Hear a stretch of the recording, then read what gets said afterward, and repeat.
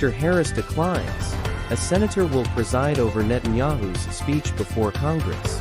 Vice President Kamala Harris's assistant stated she would meet with the Israeli Prime Minister this week, despite having a schedule problem. Vice President Kamala Harris has declined to chair the joint meeting of Congress on Wednesday, when Israeli Prime Minister Benjamin Netanyahu is expected to speak. By declining to preside, Harris is avoiding a gathering that is likely to expose the deep divisions among Democrats regarding Netanyahu's handling of the war with Hamas. According to Ms. Harris's aide, her absence on Wednesday was due to a clash with an earlier planned event in Indianapolis rather than a shift in her support for Israel's security. The source stated that she will meet with Mr. Netanyahu this week at the White House and that she had a speech arranged at a convention of Zeta Phi Beta, one of the oldest black sororities in the country. When receiving a foreign leader in joint sessions, the vice president, as the Senate's president, usually sits on the House rostrum next to the House Speaker, appearing slightly behind the visiting dignitary as an implicit gesture of support and welcome. However, according to two people familiar with the arrangements who talked about them on condition of anonymity, Democrats are instead looking to Senator Benjamin Cardin of Maryland, the chair of the Foreign Relations Committee,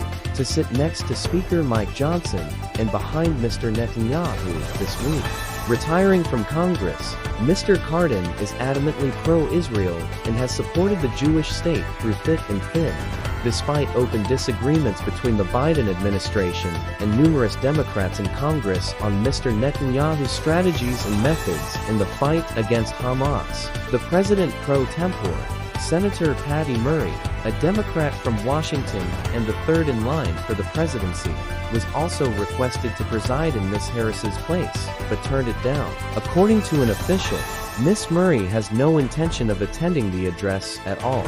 Some Democrats have said that they will not be attending the address in opposition to Mr. Netanyahu's policies and Israel's handling of the conflict. Furthermore, it was felt that Senator Chuck Schumer, Democrat from New York, and the majority leader, was not a suitable replacement for Mr. Netanyahu, after he declared in a speech earlier this year that he was a big obstacle to Middle East peace, and that elections should be held to replace him when the war ends. The Israeli bombardment of Gaza, the inability to guarantee the delivery of aid to Palestinian residents, and the seeming absence of a post-war governance plan have caused the Biden administration and Mr. Netanyahu to clash. Leaders in both parties invited Mr. Netanyahu to speak before Congress, to put a stronger hug on Mr. Netanyahu in the face of some Democrats, especially progressives, who were rejecting him and criticizing his war strategy, which has resulted in tens of thousands of civilian deaths in Gaza